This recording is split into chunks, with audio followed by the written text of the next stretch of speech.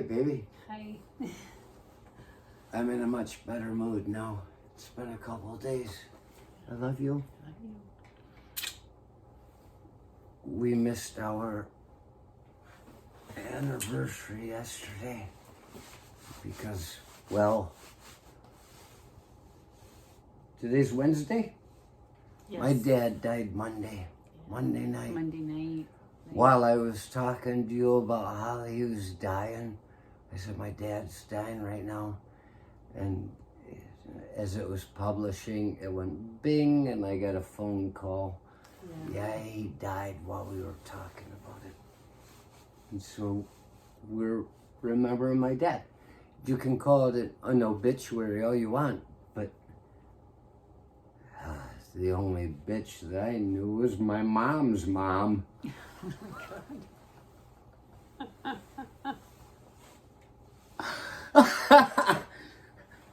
Went into the grave with Grandpa, the fake Grandpa, owing him $300. He's like, you and your family, and he's like, you took my money. My dad didn't fuck around with people. I don't care who you are. $300 in 1963? The guy's trying to carry $1,000 around in his wallet. Oh my gosh, I know. I couldn't believe that. We found that out about 4 months That ago. was in My the dad's like, 80s. yeah, I always had $1,000 in my wallet. I'm That like, was in the 80s. I couldn't afford shoes. The 80s. 80s. He's walking around with a And grand Gaylord. in there. That man, and I just talked about this I have to bring it up. Gosh. Talked about how as a kid, as a 10-year-old kid, here in the middle of his obituary that I was doing, the kid walks out. He's what, 9? And I'm thinking, get out of here, kid. You're not old enough for... My dad at 9 years old was walking old 27 with his brothers Tony and Eddie. Well, Eddie had scarlet fever. He never did a day of work in his life. He had a pig valve. But asked me to go on a trip once with him because I could have inherited everything he had. Instead, he gave it to the church. I was like, I'm not going on a fucking car ride with you. What do you expect from a virgin? This is not going to be any fun. I might give you a heart attack. Your pig valve might not hold up. That's my pig impression. I see. So what was it I was saying? I that don't got know. off on? We were talking about your dad being 9 and... Yeah, picking up cigarette butts and smoking them in the damn chicken coop with Carl and all this stuff. I mean, he comes out asking a joke about a dolphin and peanut butter. Yeah. My dad was out walking 27 trying to keep the cattle out of the corn and smoking Right. in the fucking chicken coop everything he picked up along the way. He was trouble. Yeah, smoking all his life. And that's how we ended up becoming friends, was because I could smoke. Once I started smoking at 28, just sit there and look at the sky. The emptiness, really. You look between the stars sometimes to see the things that really mean something. Cigarette went out. I just wondered if you want to say anything about him. Like, you know, he was a scary man. I was scared to death of him. These as a old child. Elderquist men, even my uncles, his I was brothers, afraid I of them. was scared of them. And then as I got old enough to work, they're like, they're okay. You see their sense of humor, but they're just... Tone of his voice. I I thought I told you! Oh, that took one time. Not at me. She wasn't even in the family. He didn't direct it at me. It wasn't Right, at me. it's just a scary, I just scary man. heard him and saw him do that. And it was just like... We'd be It scared across me. down by the marsh, and he'd be... I can't whistle like he did. He's got that one whistle that people do at football games, but he didn't go to football games, so it's wasted, except you'd hear that across the field down by the marshes, and you look up by the house, and you by the shed, and he'd be just like, ah, ah, ah, ah, and you're like, ah, you were scared. You were scared. My dad's a scary man. But then I met him again. And just the sweetest man you'd ever meet. Oh my gosh. Yeah. We talked about him for 2 years now. We say this person is somebody that seems like it's his first time around, but then you look and you find out, and as time goes by, I'm going, he's getting enlightened. I tried to tell that to my sister. I said, he's becoming enlightened. She's like, I don't know what you're talking about. Very enlightened. I really enjoyed he talking likes with your dad. screwing with people. It's so But he's funny. also, oh my God, he's so not funny. just picking things Just with hysterical. people, though. Just hysterical. You know, I mean, don't get me wrong. Yeah, it can be hard to wrap up a conversation sometimes. But that was okay. I didn't want short conversations with him. I enjoyed the long conversations. We just had to plan when you could do it because they were always very involved. So, like they were. He has his own time zone. Yeah, a gift for gab. Like I'm calling my dad at 2:30 in the morning. He called me at like at 2:30 3:30 in the morning you once. Panic. Your mom was. I think your mom was still around. She would have been.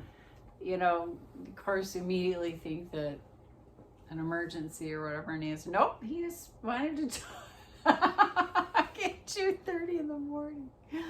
Oh my gosh. He called me in California once. It was 1:30 in the morning. I was asleep in California, and he calls. I was in Morgan Hill, and I'm like, it's 1:30 in the morning. I said, what? Wait.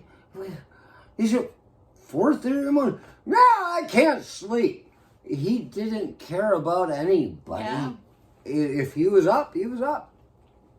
So funny. I don't know how to put any better than that. I'll miss him singing. I don't remember all his songs. I know the one time he's always saying, Jesus, Mary, and Joseph, pray for me. And he's always saying that, and he's always saying that. And the one time I said, Jesus, Mary, and Joseph, pray for me. He said, you don't say that. I said, what? You say it all the time. He's not like that. I said, okay, he's got rules. He's, Oh yeah, he'd tell you all about yourself in a heartbeat. and he wanted you to touch him all the time. See, this is a sick thing. They were constantly working on him. He always had scars and scabs and everything. Touch it. I'm like, I don't want to touch it. Just touch it, God damn it. But that was the best part, you know. His last hurrah was the picture of his foot, which is basically letting the whole world touch it. Look at that. Just look at it. I have 18, Look at it. 18 things wrong with me, and he'd start listing them. That's part of what killed him, I think, anyway. You imagine all the brain space and the energy it takes to remember all these things. He went right back to the beginning of his first goddamn surgery. And all the Goddamn surgery. And all the women that wanted to have coffee with him. Yeah, and then we I went got into that. coffee at home. We met one of the women at Mike Wilbur's wedding. We met the girl. We're like, we know her. And we know her. And we said, who are you? And she told, and I said, oh my gosh, my dad, and she's my mom's inside. Mom comes out and she says, your dad, he's always fooling with me, saying, let's go, I still love you. And all his stories are about these women coming after him. Oh boy, you're back to being a 16, 17-year-old delivery boy on Gospel Road, aren't you? He said once he was a virgin until he was with my mom. They got married at 22. I'm sure he screwed her on her 16th birthday. That's about the time Steve was born coming up. But waited till she was barely legal in Joburg. But he said that he went up to this delivery thing and this woman came out in her negligee. She says, come on in, Al, come on in. He's like, no, no, no. And he went running. He said, I was scared of women. I can see him too. He smoked everything but weed. Yeah, he talks about. He had weed in his glove glove compartment for years. Yeah. Because that one guy Said at he Plywood got said, published. try it. You got to try it. You maybe, he said, did that do anything more? He says, Not I a damn told him thing. no. Yeah, he said, yeah, not a damn thing. He didn't smoke it. So the guy's like, sometimes you got to do it more than once. So he gave him another one. And he sold that car with the 2 joints in the glove box. Did that do anything for you? And Not then- a damn thing. And then when they asked him the one time in the hospital, do you smoke? He said, only marijuana. And he laughed. And then the next time he's in there, they had that in his records. He smokes marijuana. He never smoked marijuana in his life. God, I fought with getting him some. Just give him some weed, see what happens. At the end, my gosh, the poor guy. What could it hurt? We wouldn't have been able to talk him I don't into know. it, so we didn't bother getting any. That's funny. just so funny. He was so much And fun. then the shirt in the bag, and they put it on him. Oh. Anything else you think about with him? Oh, there's I mean, tons of stuff. It's Tons of sad to think that you're And the only every person that time- remembers somebody. Every time I would, give compliments about you, like, you raised such a good son, he's so good to us, he does this and he does that, and, I was I'll never just- there for this. I'll just gush. Yes, you were. I don't know. Okay. Yes, you were. I've said that so many times. But what And were there'll you? be, whether we're in front of him or if it was on the phone, there would always just be a pause in the conversation, like waiting for a response or whatever, and he'd like change the subject. It would never be. There was the one time we He refused. Okay, I didn't mean to be so serious, but there was the one time we were on the phone with him down here, and I said, well, what would you say at my funeral if you were to say, and he paused very shortly, and he said, he knew how to have a good time. Yeah. He you're enjoyed right. I remember- life. Yeah. He enjoyed life. Yeah. My dad said, and it was like, and there's the thing about him too. It was something that none of them may understand, but he had said to me that one time, and I've told you this, I know you're not lazy, but I don't know what you're doing. And thank you. Because, we work. And then he wanted us to sneak him in the chewing tobacco, the skull into the. He was in that. It wasn't a nursing home. What the heck do they call them? The rehab. The hospice, mental no, lodge. mental lodge, whatever that. The old tender care. Yeah, it's like a old folks rehab type center. He got right out of there right before they shut the whole place down, and Yeah. people died from the COVID. But don't you remember? Not before he got the MRSA. Because he couldn't smoke in there, so he had to smuggle in the chewing tobacco while your sister was at his house throwing away all of his I left him cigarettes too. And so we had to Archie, go get leave him me some cigarettes. cigarettes. And I'm like, okay. And then we were in out of town, and there it was gone. He's like, she threw it all away. And you wouldn't even offer stuff to him. He said, Richie, Give me some cigarettes. He tells that story about how I got him started smoking again. He's out building the wagon in the front yard. I got home and I'm smoking a cigarette. And he's like, give me one of those. He quit for a while and I said, I can't give it to you. I said, because you'll never stop. I just can't, no, I can't be. He said, I said, just give me one. And I said, okay. Get mad. Yeah, he means it. Yeah, he yelled at Martin. That's what would scare he me yelled as a at kid. Martin Would in he the get bed. mad? Kid, just give me a cigarette. Yeah. In the hospital the one time years ago. He spent a lot of time in the hospital. But yeah, and so I gave him the cigarette, and then he blames me for having started back up again. Well, it's too bad I smoke such fine natural American spirit cigarettes, and they're so addictive. It's not about a physical addiction. It's about the love of the smoke. I'm sorry. I'm sorry. Jesus, I'm not even getting paid by these people. Maybe we should do that. Maybe we should get a little pack of Skull and a pack of cigarettes and slip it in the casket for him. He also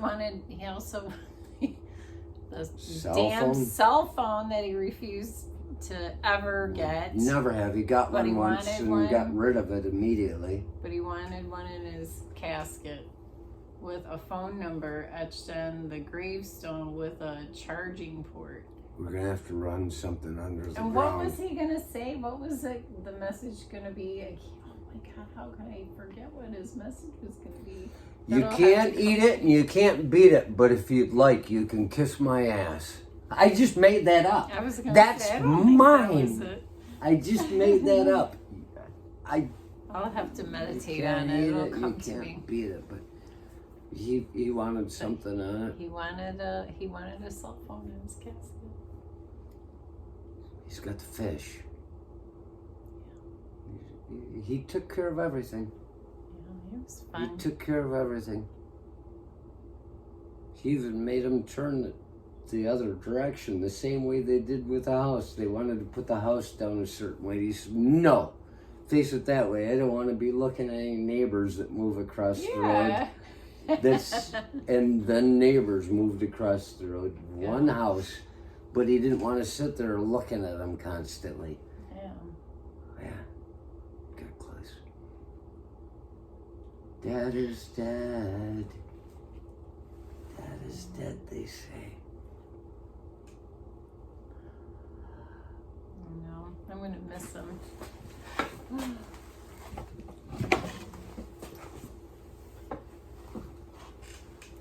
This is a stick up.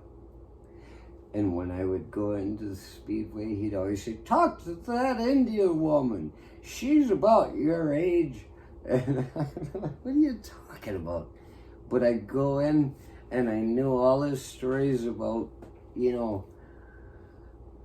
hi, Al. Even if they didn't say hi, Al, he'd say hi. And they'd say hello. And he'd say, no, hi. And they'd say, hi, Al. And he'd say, not yet, but a couple more doobies will do it. And he would just screw with people. He had cops in line behind him. He had one kid asking where he could get some. It's, but I go in there, and I walked in the one day, and I didn't want to play the game, but I walked into the Speedway at the end of the road, and the girl there behind the counter said, hi. I said, not yet, but a couple more doobies will do it. And she said, do you know Al? I was like,